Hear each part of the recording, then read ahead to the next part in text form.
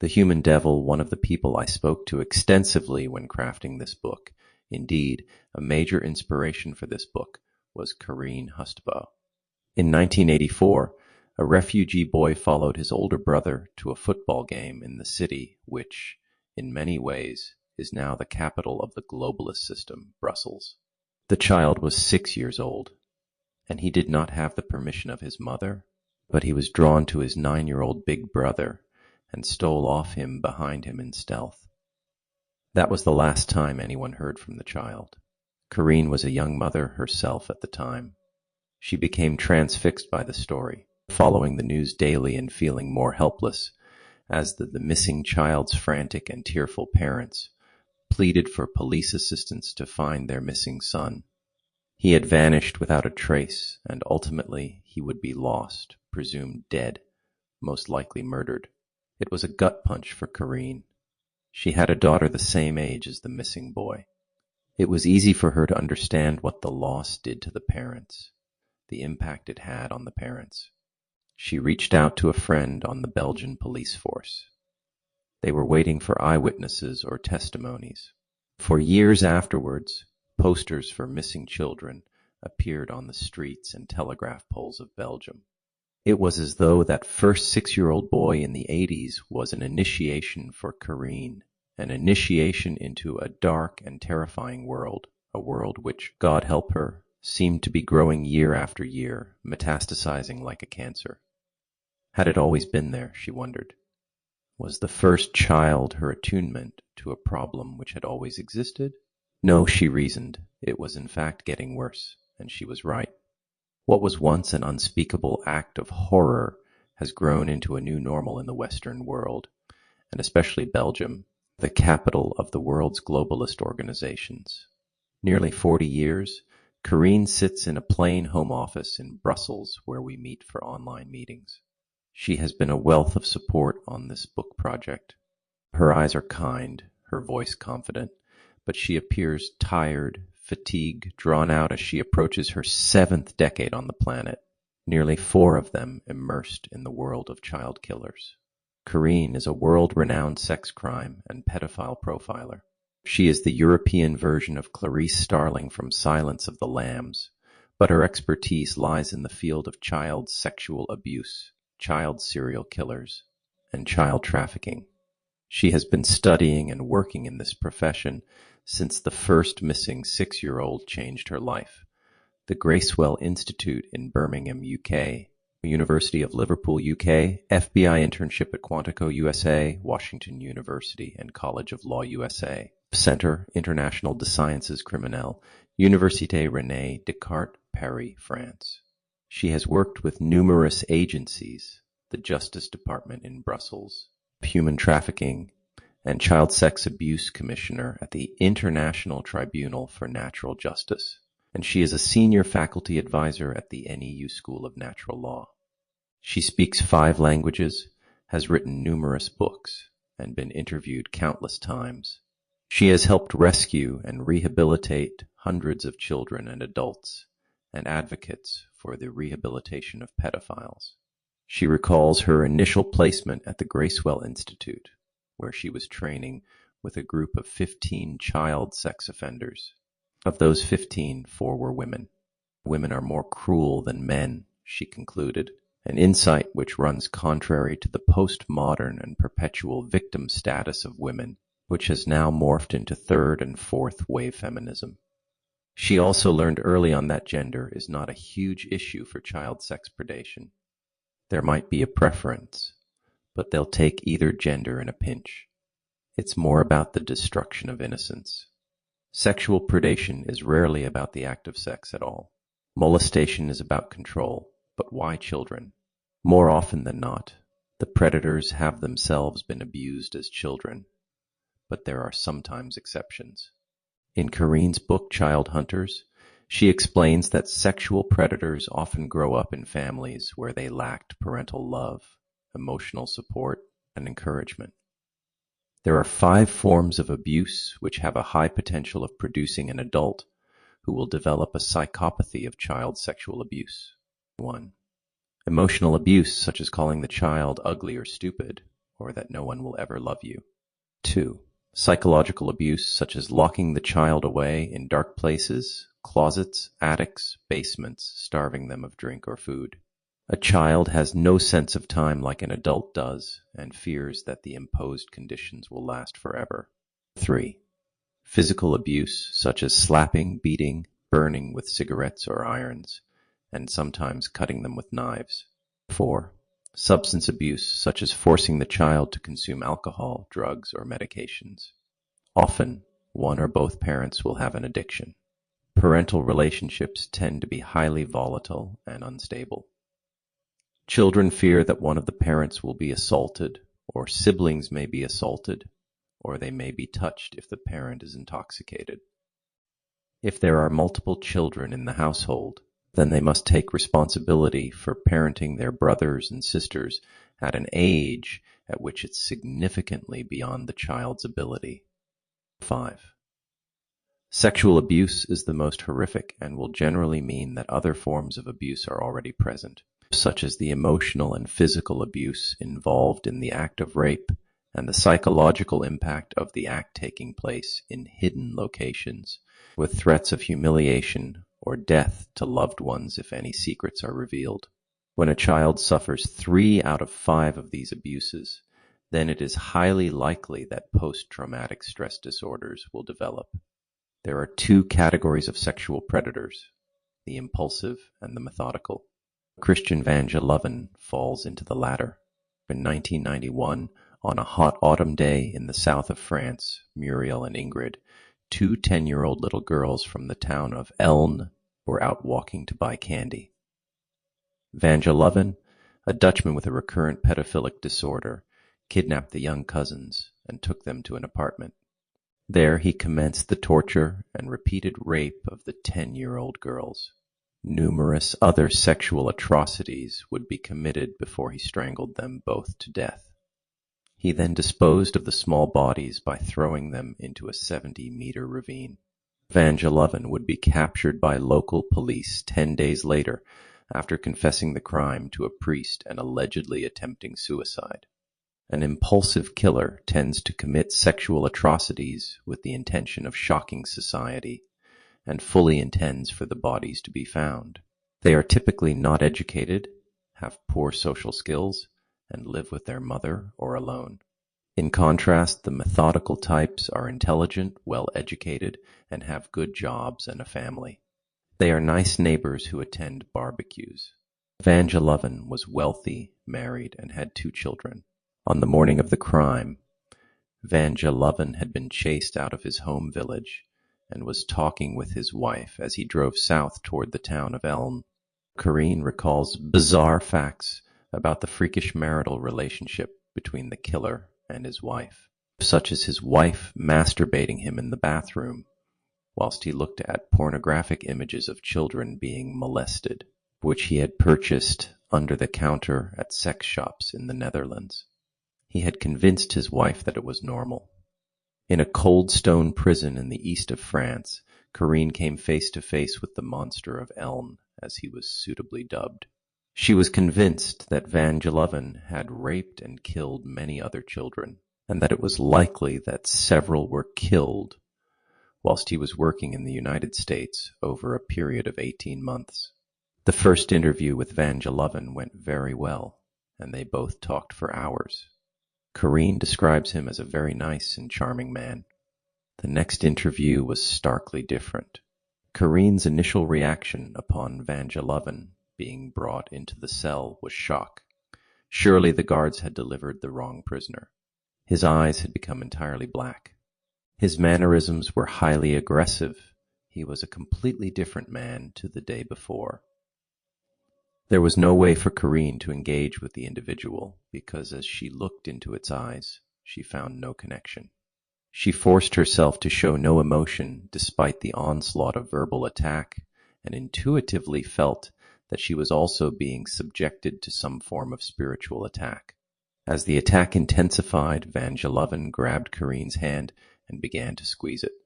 Despite the pain, she showed no emotion and slowly brought her other hand over the top of his.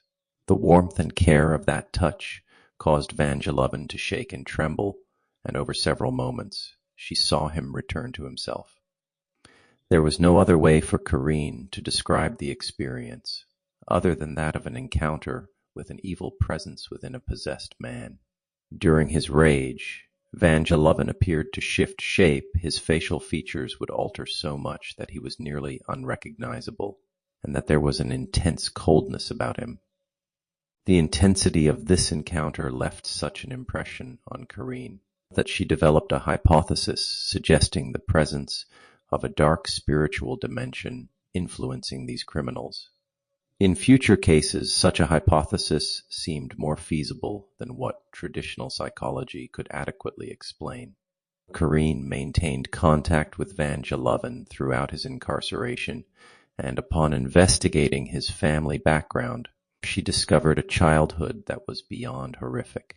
She learned that he had a sister, and that both had been heavily abused as children. As a young boy, Vangeloven would sleep in the same bed as his 3-year-old sibling, and witnessed her being brutally raped by friends of the family almost daily. At the age of 11, the rape would result in pregnancy, which was subsequently solved by an abortion conducted by the family on their kitchen table. This was such a common practice that Corinne compares the events to those of a cult. The long arm of abuse did not only touch the children within the Vangeloven family, but also young Christian's mother, who was sexually mistreated and bashed. When Christian was 4 years old, an aunt would take him to Paris because it was fashionable to have a child as an accessory. On the streets as a toddler, he recalled that he had inclinations to destroy things of beauty, and would dig his squeezed fists into the small of his back to restrain himself from carrying out the deed. Throughout Corinne's career, she has interviewed many child killers and pedophiles. Her observation is that once the offenders are engaged with compassion, eye contact, and honest conversation, they become like an open book and are very willing to speak. They suddenly feel as if they exist and are validated because someone is talking with them. They see that their extremely destructive behavior is a result of being conditioned through trauma to block the reception and expression of love. Things of beauty serve as a universally recognized expression of love, and a killer's proclivity to destroy things of beauty is a direct and outward manifestation of their upbringing. They massacre children also because it reminds them subconsciously of their own psychological massacre. Every human being can be metaphorically expressed as the 3 balls which make up a snowman. The upper sphere, representing the head, encompasses aspects related to rational thinking, intelligence, and planning. The middle ball encompasses everything associated with emotion, spirituality, love, caring, and empathy. The lowest sphere pertains to sexuality. In a normal developed human, there is a smooth flow of energy between these spheres. Abnormally developed people will have highly disproportionate concentrations of energy in the lower sexual sphere and the higher cognitive sphere. The energy is not balanced equally amongst the spheres and cannot flow freely. Hypersexuality and sex addiction takes root under these conditions, and offenders will often seek a sexual release from 5 to 15 times a day. Sex addiction and the resultant behavior is a clear indication that the energy pathways and spheres in the snowman model are broken. The higher the depravity and pervasion, the more likely it is that the energy circuits and middle spheres have been permanently destroyed. A broken circuit can be repaired, but requires significant work, and in many cases those circuits are irrevocably fried and almost always result in recidivism. Therapists who facilitate these programs are required to have intense focus and concentration. They must be vigilant of repeating patterns of body language, verbalization, tone of words, and trains of thought. Sexual addiction has become very prevalent in Western society, largely due to the internet and the massive proliferation of free pornography. Statistically, as of September 2023, pornography accounts for 35% of all internet downloads. 25% of search engine requests are pornography-related. An estimated 40 million Americans regularly visit porn sites, and 70% of these are men between the ages of 18 and 24, and they will visit porn sites at least once a month. There are over 4 million adult websites comprising 12% of all websites in existence. Internet pornography accounts for 20% of total e-commerce in the United States. 9% of porn users in the United States are children under 12 years old. Habitual masturbation is an open door for psychopathy. During her training in California for the subject of psychopathy, Careen submitted a thesis to the interviewing panel, in which she intensely disagreed with the overall opinions of world specialists and therapists when they say that the killer has no empathy. She went on to explain that empathy is not the same as compassion. Killers are the most empathic people on the planet because they know what pain is, they know what denigration is, they know what humiliation is. They have lived through it, so they know exactly what to do when they torture and cause pain to their victims. They have no compassion because no one had compassion for them. The entire planet did not care. Careen received 100% on her exams at this university, not because she read papers and books, or scientific reports or medical journals, but because she had spent the time in front of the killers, talking with them, listening to them, observing them, and seeing their personalities switch. From a logical standpoint, a methodical killer exhibits high intelligence, making it futile to engage in a mental battle. A lot of their energy is stored in the head of the snowman model.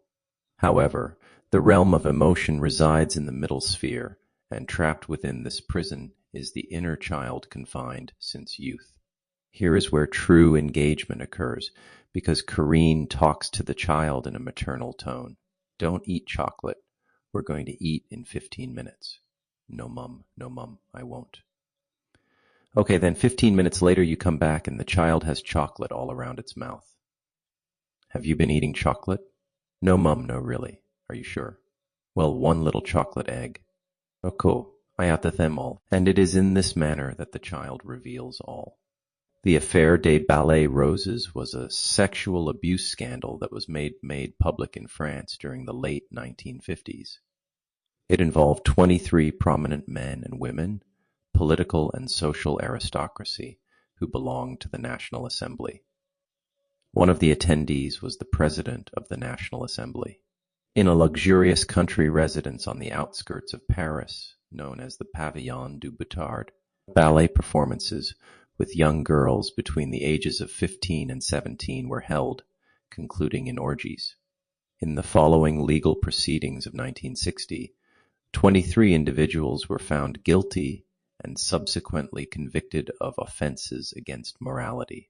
The phrase ballet roses would become synonymous with child sex rings, as would ballet blue, rose denoting pink for little girls and blue denoting blue for little boys. There is a dark consciousness that has a significant presence in the governing of our world. There are sinister forces and dark entities which are part of human cosmology. The ranks of elite Western society stand on the shoulders of their forebears, and no one arrives in positions of power by chance. The foundations of Western civilization are mortared with the highly organized and ritualistic elements of secret societies and religious orders, such as the Masons and Rosicrucians. They are the extremely powerful ruling authorities and governments. They are found in banking systems and think tanks and three-letter agencies. Their tentacles reach into every industry from the military-industrial complex to mainstream media and entertainment. They are found in all professions: police, school teachers, and priests. I've cast a wide net here, but please don't misunderstand that not all these types of people are involved. They are perhaps the 1% of the population who commit these acts. My point is that they come from all walks of life and are typically those you least suspect. On the surface, sexual abuse, and indeed abuse in all its forms, is as old as time itself. The mechanism of this abuse is a transactional economy. Power and control are facets of the same stone. The perpetrator controls the victim and feeds off their fear and revulsion, and the act is sometimes consummated with a sexual conclusion. Men soon discovered the weaknesses of other men and used these sexual weaknesses as mechanisms to gain control through bribery. On a spiritual level, the psychic energy of the trauma that is released during a child sacrifice or molestation is the food upon which dark entities will feast, and in exchange, depending on the scale of the transaction, is given wealth, foreknowledge of the future, longevity, magical destruction of their enemies, and anything else the imagination can contrive. In a sacrifice, the spilling of blood and the subsequent death of the victim are the greatest tokens of value in this economy. Man quickly worked out that sacrificing an animal had less value than sacrificing a child. For Careen, the first signs of political interference and corruption around child sex abuse became obvious in courts of law around 2004, where she had to testify and defend the reports she made for criminals and victims. Of note was the Marc Dutroux case. The testimonies heard during this trial would firmly reveal to Careen that which she already suspected, the presence of a network whose tentacles extended to many levels of government, aristocracy, law enforcement, and royalty. Dutroux is a convicted Belgian serial killer, rapist, and pedophile. His early crimes revolved around the abduction and rape of 5 young girls in 1989. After 3 years in prison, he was released on parole. He was arrested again in 1996 after becoming the primary suspect in several cases involving the abduction, rape, and sexual abuse of 6 girls aged between 8 and 19, 4 of whom were murdered. He was sentenced to life imprisonment in 2004. His accomplices in these events included his wife Michelle Martin, Bernard Weinstein, Michel Lelièvre, and Michael Nihoul. All of these would receive prison sentences except for Weinstein, who was murdered by Dutroux. Dutroux testified that Nihoul was the ringleader of their group and that he was merely a lowly ranked footman carrying out the orders of his master. Several of the statements made by Dutroux to the police and criminal psychiatrists that he was trying to hide and protect the young girls from being sent to a more sinister prostitution ring being run by Nihoul. And although he admitted responsibility for numerous sexual assaults and murders, he stated that he was not a lone wolf predator. The implication of a broader pedophile and prostitution network would miter well with the generally complacent and incompetent investigations carried out by Belgian police. During the trial, one of the judges would resign when his close connections with Nihoul were made public. Nihoul was a well-connected businessman known to attend sex parties. Several potential witnesses around the case were murdered or died under mysterious circumstances. Some of these informants had important information about Dutroux and his accomplices. Criminal associates, witnesses, journalists, and investigating police would be found dead by poisoning, car crashes, alleged suicide, shot or beaten, choked, and dumped in a river. A letter from Judge Jean-Marc Connerotte, who was the first judge assigned to the case, to King Albert II stated, "This institution seems to acquire its authority and supremacy over sectors of the justice system by relying on a complex and secret modus operandi, that of the appropriation of certain key circuits of our institutions created and regulated by the law. It is a matter essentially of political, financial, police, and media circuits. This mafia-style criminal phenomenon is evidently not peculiar to Belgium, but it involves particular manifestations that are well suited to this small country. We can imagine the obstacles that a judiciary inquiry will meet when investigating such facts.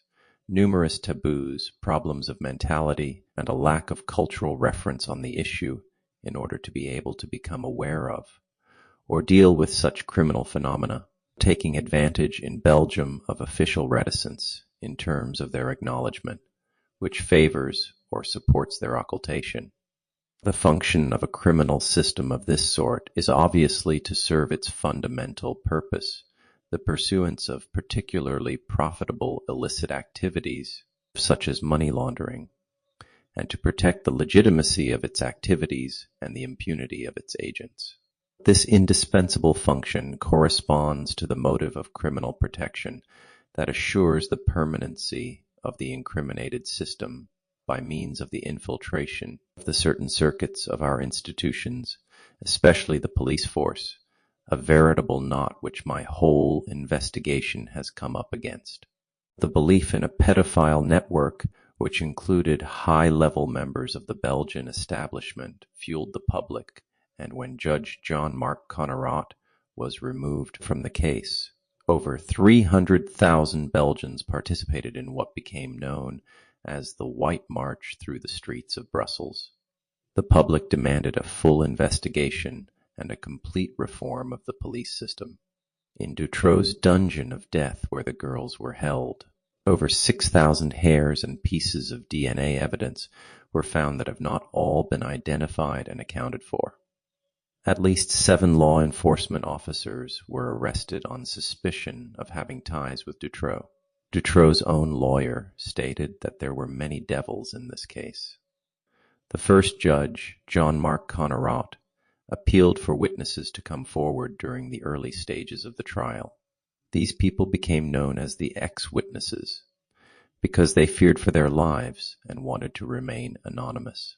Carine explains that Regina Louf was given the codename Witness X1 in the Dutroux case, and she was the first one who spoke out about the networks on the highest levels. She had remained anonymous for a very long time, but ultimately came forward and testified in court. The first time that Carine interviewed Regina, she explained the mechanics of snuff movies which were filmed in a restaurant not far from Brussels. Then she mentions the director of the airport and the Minister of Defense, who was in contact with the CIA. The system of bribing and controlling people initially used the tool of child sex abuse, rituals, and parties. Les Ballets Roses and Les Ballets Bleus on the highest level. Regina Louf's family history is marred with sexual abuse from an early age. She had been prostituted out by her mother and grandmother from the age of 4. Her grandmother was married to the chief commissioner of police. At the age of 12, Regina and many other children would be forced into sex parties and orgies.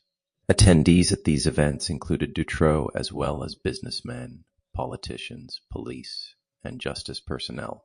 The orgies were all filmed with the intention of using the material for blackmail and bribery. Some of the victims of this child sex ring were murdered so that they could not notify authorities. Regina's testimony would be aired on public television during the first stage of the trial under Connerotte. But the new presiding judge, Anne Thilly, would dismiss Louf's statements, declaring her story a fantasy, as Louf had named several elite members of Belgian politics and business. The assertion that there are many fingers in this pie is without doubt.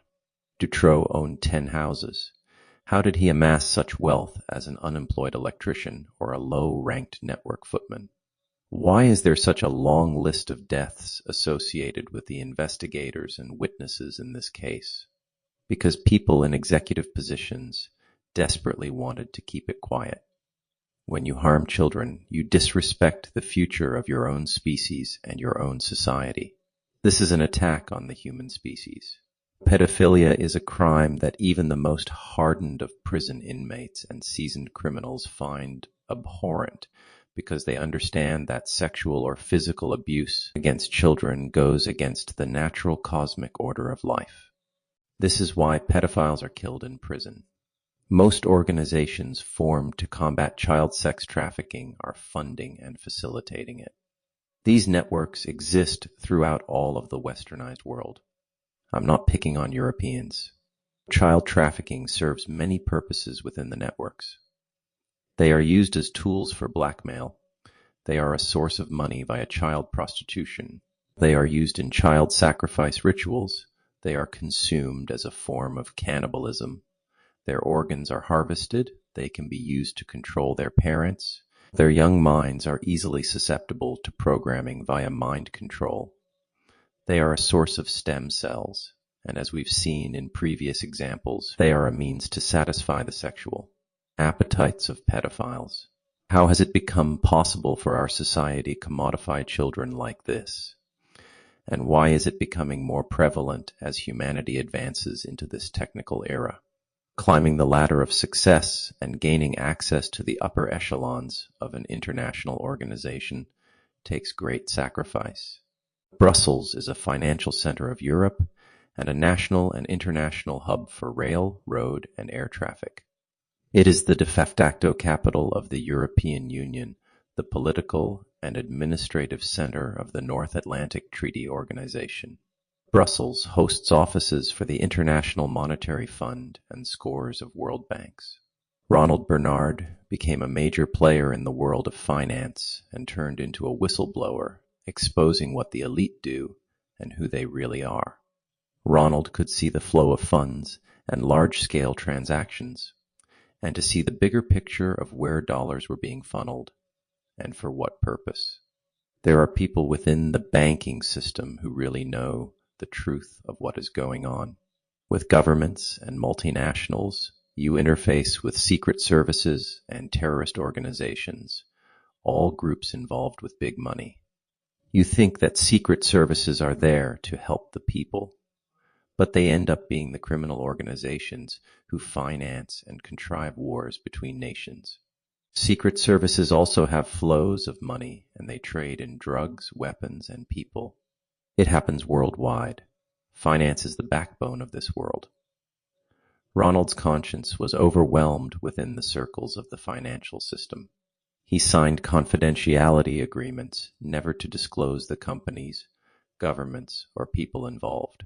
He describes the key players in the financial system as Luciferians who genuinely and reverently serve a dark spiritual entity. It's not like a Christian faith, where most people are casual attendees of a church. These Luciferians are very devout and committed. At one point, Ronald was invited to participate in the sacrifices of children, but this was his breaking point, and he turned his back on a lifelong career and fled to the United States. He explains that these sacrificial ceremonies have been going on for thousands of years, and the Bible is full of references to these practices being carried out by the Israelites. Ronald is clear on this. We must tackle the financial system because it is the head of the snake and the root of all misery. Sophie was kidnapped from her parents when she was very young by another family who belonged to a class of society she calls the Übermensch.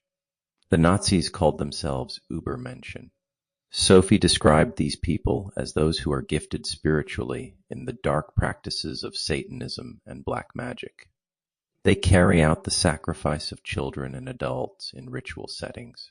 Sophie says that a significant portion of the human and child trafficking market is utilized for these sacrifices, and that this is one of the world's darkest secrets. The way that this network continues to operate and remain hidden is by taking the children, blackmailing families, and manifesting their dark fantasies.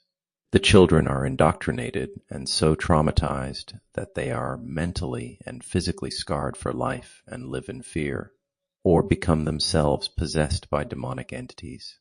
Sophie was quite literally raised by torture. It was common practice to have her loaned out to families who would torture and sexually abuse her, and have the children of those families torture her. Her handlers would have a list of things that those families could and couldn't do because she was always so close to death.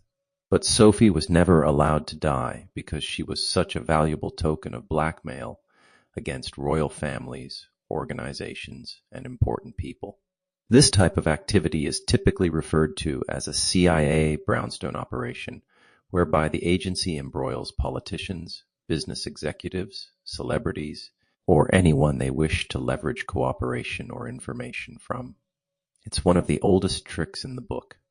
People who have unusual political power or unexplainable wealth are often found in these circles, and it's because they're usually the front men, such as Epstein and Elephantis.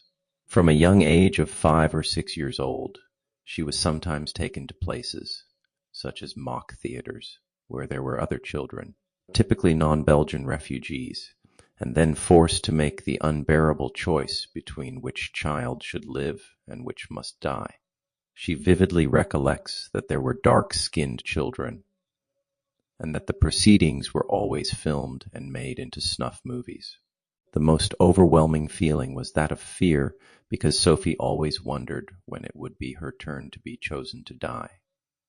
During puberty, Sophie developed an addiction to pain and would harm herself by pulling out her nails or cutting the soles of her feet, so that she had to walk around on bleeding feet. As she grew older, she reflected on her condition and realized that she had no self-love, only pain.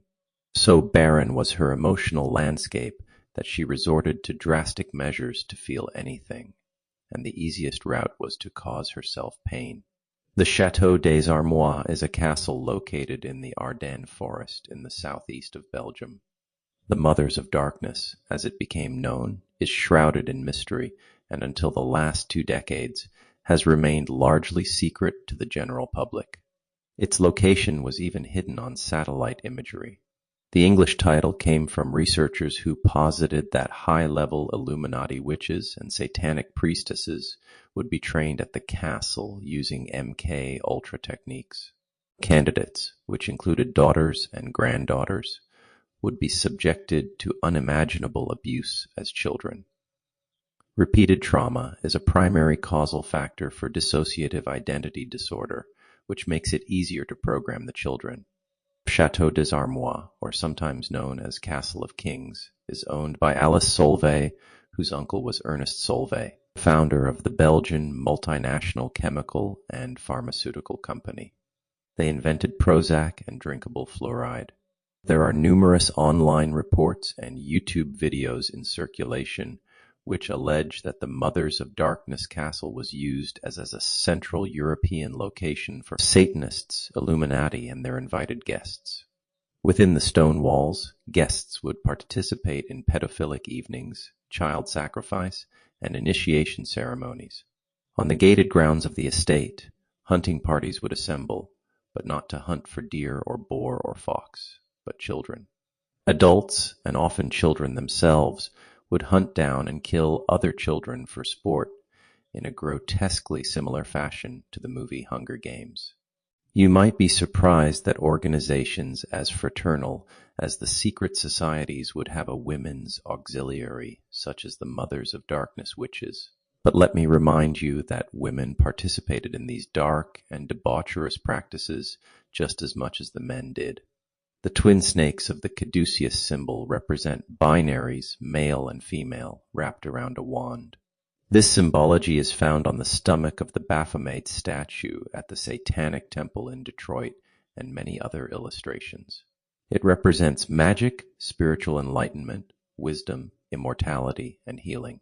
When a man and woman combine to perform sexual magic for the purposes of creating a child, it is godlike and blessed. When the same forces combine sexual magic to desecrate and destroy a child, then it is of the opposite polarity and a complete inversion of natural and cosmic law. There is a fine line between legend and fact surrounding Château des Armois. The BBC and National Geographic have allegedly been denied access, so there remains a sense of secrecy which fuels deeper speculation. Privately funded researchers have attempted to film and investigate the location, but have been turned away by security patrols, rolls of barbed wire, electric fences, and tripwires. All that seems somewhat excessive to maintain a level of privacy. YouTube content and conspiracy theories aside, the most well-known research into this castle was conducted after witnesses from the Dutroux case specifically named the site. The book Les Sex Dossiers by Anne-Marie Bolt, Douglas Conink, Marie-Jeanne Van Heeswyck cites several witnesses who have confirmed allegations of what took place there, and the various notables who attended. In the first pages of the book, there is a list of accused persons from the Dutroux case, the Maud Sarr, and Les Ballets Roses. The list is replete with politicians, police, doctors, and royalty. Astute researchers linked comments made by U.S. President H. W. Bush when he referred to 1,000 points of light in several speeches. There is a room within the castle where evil rituals were performed under the glass-domed ceiling, where 1,000 points of light shine down to the floor beneath. It's alleged that President H. W. Bush took his 2 daughters there to be initiated into evil. In isolation, these connections may seem tenuous, and the stories magnified. But when they are corroborated by survivors of satanic ritual abuse networks, and the professionals like Kareen, who fight in the trenches of that war, then we have enough congruency to start drawing firm conclusions. Sophie has spoken to survivors from the castle and to the local Belgian Special Forces police unit to confirm their statements. Research into the castle began in earnest in the early 1990s, and 30 years later, there is little talk of it. Some have speculated that there is a lot of DNA evidence within the walls of European castles which is slowly being burned off, and that due to the huge volume of publicity that Chateau des Armoires received, the organization has relocated its operations to more secluded sites. You may think that I've passed you a bottle of blood-spiked Kool-Aid, but I assure you that the people who were interviewed for this chapter are real. Their stories are real. Aside from the single name I've falsified to protect Sophie, you are welcome to research all of them yourself. But what is the point of all this? I know you detect the presence of a menacing darkness in this world, and you see its blood-soaked fingerprints in the crime scenes of every evil deed. We know evil men by the fruits of their deeds. You see absolute abuse of power and a decay in cosmic natural law. Inversions permeate our lives, and the media we consume so freely and easily at our fingertips is delivered by artificial intelligences whose customized algorithms, predictability indexes, and IQs are orders of magnitude higher than ours. Absent morality, the animal instincts of men can act freely, and with each negative choice we slip deeper into the abyss. Do you feel society slipping? Are there any taboos remaining beyond the rebadging of a pedophile to a minor attracted person? The disturbing revelation of swallowing this red pill is that the devil didn't do it, man did. Nothing can happen in this material world without the agency of man and the exercising of his free will. Unchecked, man has a rapacious gluttony and unquenchable thirst for power and wealth and control. The governments, organizations, and secret societies that form around these codes of conduct are growing. Men and women seal their memberships in these organizations by the very acts of sacrifice and perversion which entangle them. There is a free choice for the individual to seek power, healing, regeneration, or money. Once you are in, it is nearly impossible to escape. The battlegrounds between good and evil are within the confines of humans. Carl Jung was right. Every one of us has a shadow self which requires integration. This does not mean you have carte blanche to go and do whatever you want, but it is important that you understand and are aware of that darker shadow aspect within yourself, and that you are morally forearmed before a tantalizing transaction is offered to you. Before you judge, consider this.